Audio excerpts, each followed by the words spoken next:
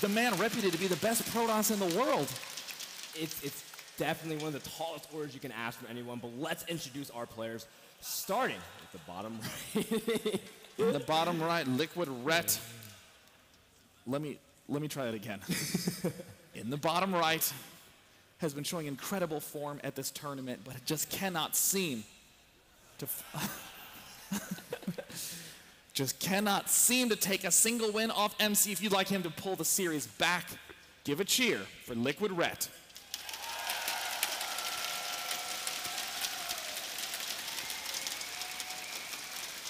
And over in the top left, if you're a fan of Protoss, if you're a fan of him or you're a fan of his playstyle, give a cheer for the boss toss, SKMC!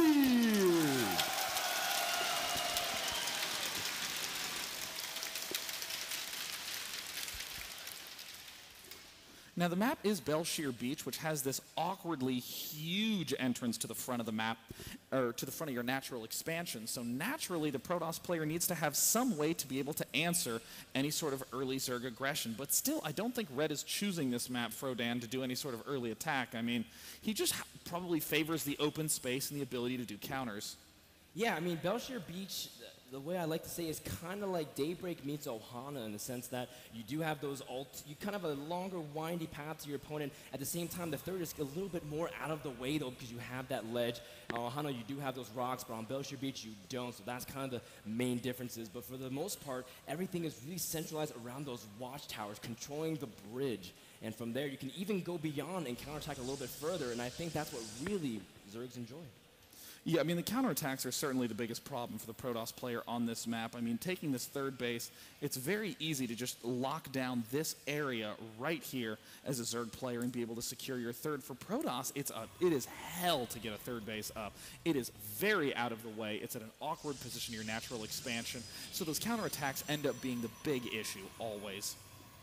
Yep, so we'll see what MC has in store. I mean, Red is the one who's just been trying to play his game. It's been the same things every time, but hasn't been able to really execute that because MC's been the one constantly dictating. I mean, even when Ret was given all the time in the world to macro, MC just played so solid and so safe and so slow. It just was probably so frustrating for Ret to face against. Ret now taking his third hatchery down at his usual third base. At the natural expansion, MC has kind of a large hole at the front of his wall off, but of course this isn't really going to be that big of a problem because really Ret is not going to be doing any sort of aggression early on. He hasn't taken his gases yet, and I don't expect Ret to do any sort of fast 5-minute early ling speed or any sort of bust at this point. Yeah, I mean, Ret usually does it kind of reactively. If he gets the link speed, if he feels like he needs it, but I mean, obviously Ret would like to squeeze out as many drones as possible. And if he does, he places one geyser, maybe two, but he really tries to squeeze out that early econ. As for Belshir Beach, though, again, even though that third is a lot harder for Protoss to secure, that's kind of why Protoss loves going for those early timings. Last night, when we saw Ret face off against Alicia, Alicia just managed to squeeze in there and just stay by the geysers in the middle line and do so much damage, and Ret couldn't do anything. We do see the double gas down right now for SKMC. Things are looking pretty typical on the Protoss side of things.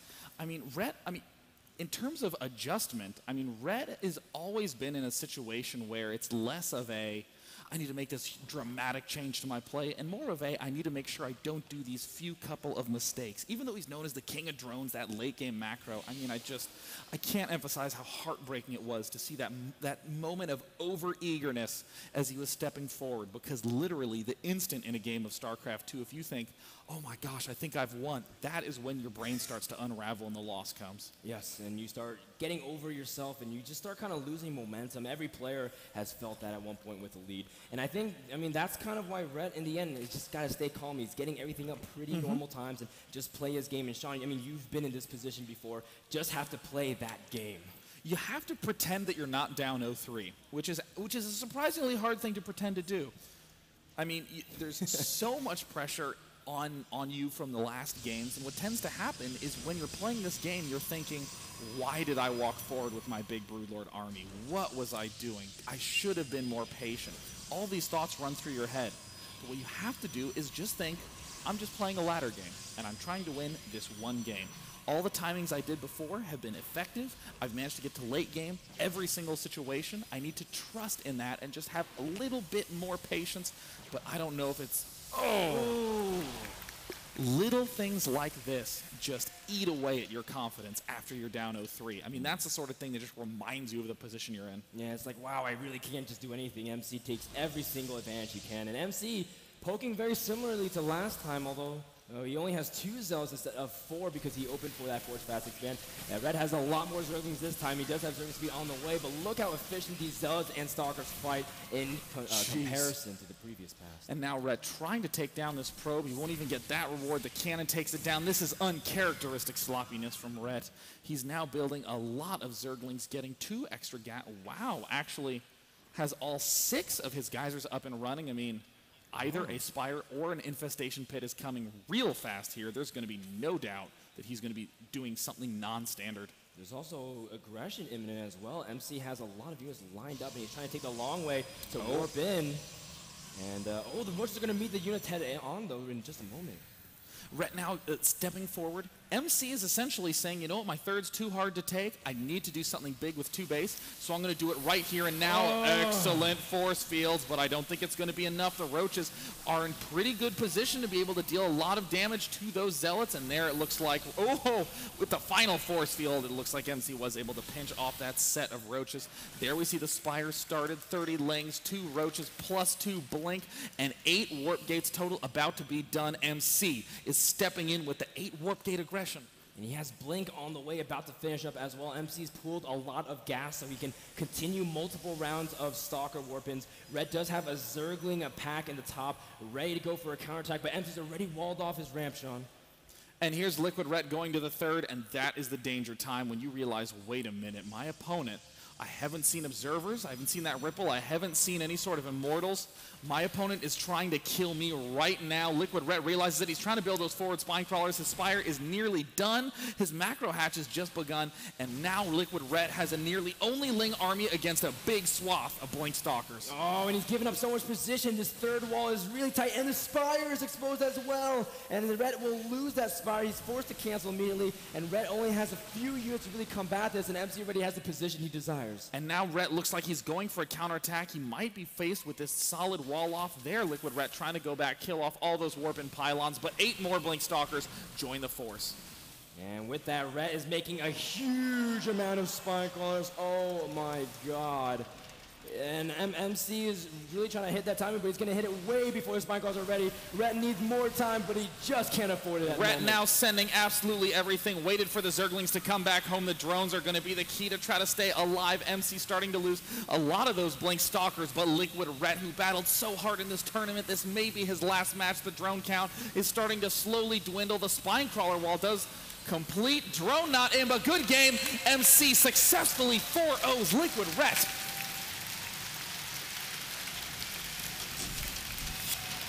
Wow. I mean, when everyone was seeing Ret completely topple Puzzle, everyone's like, man, Ret looks unstoppable, but 4-0, wow, this is a testament to MC, how well he's been able to play, because Ret is still playing brilliant StarCraft 2. I mean, Ret has been showing so much development, and in these games, every single time MC showed a different, insanely creative use of Blink Stalkers, having huge numbers of Blink Stalkers in the first 2 games. This final Blink Stalker push starting to favor less of the Blink Stalkers in game number 3, even willing to sacrifice them to replace with carriers. But so often people think about that matchup in terms of the big damage dealing units, Immortals, Colossus, High Templar, or even the Sentries for Force Field. But man, MC just knows exactly how to maximize use of those basic gateway units. He's got diversity to everything. We just said he played really passive. Now he just did a 2-base timing, a very simple one that MC's just incredibly quick and swift execution of it, and Red paid the ultimate price, dropping 0-4. And now MC has received 3rd place prize and $10,000 for shit, but Red also gets $5,000 and a very well-deserved 4th place prize. So let's go ahead and give a round of applause, ladies and gentlemen, to the 3rd place winner, SKMC.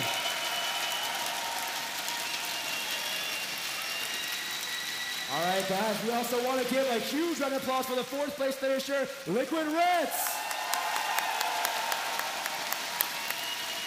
Liquid Rets and MC battled their way through 45 of the top players worldwide, came here, got into the top 4, guaranteed to have that top 4 prize placing. And for now, I think it's a good time to throw over to an interview of SKMC with Zoe.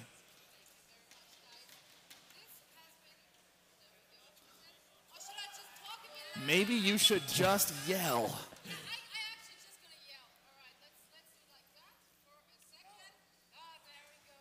Okay, that's still me yelling just to make me sound a bit better now. All right, so I'm sitting here, no, actually I'm standing here with MC. Congratulations, first of all. You must be pretty relieved. Now, those games were tense. We were sitting in the back all clinging to our chairs. How do you feel right now? Happy and sad because I lost Stefano, and Red is my best friend. So Win is happy, but some sad. Ah, give it up for MC. Oh, come on, don't be too sad, man. You both showed us amazing performances. I mean, come on, guys, how awesome were those games? Were they awesome or awesome? I'm pretty sure I wasn't the only one who enjoyed that, so thanks to you guys for giving us such a show. So let's now make some predictions for like the grand final. Who do you think is actually going to win? I think Stefano, because Jurg is so OP now. All right. Well, thank you very much. Once more, congratulations. Give it up for MC. Proud winner. And we are actually going to head into another game anytime soon. So I'll give it back to you guys over at the commentator booth. Thank you much, Zoe and MC. That series was amazing, and there are 2 more left for the night. Coming up next, we will have the grand final to find out who is the champion of the World Championship Series, Canada, between Scarlett and Ostoji. And of course, Frodan, the centerpiece of the evening will be none other than the grand final between these seemingly unstoppable players, Stefano and Alicia. This, of course, will be all brought to you by Mr. Bitter and Rodden, so don't go anywhere, guys. More action NASL Season 3 finals are coming up right after this. I'm Frodan. I'm Day 9. This is the NASL Season 3 Grand Finals coming to a close.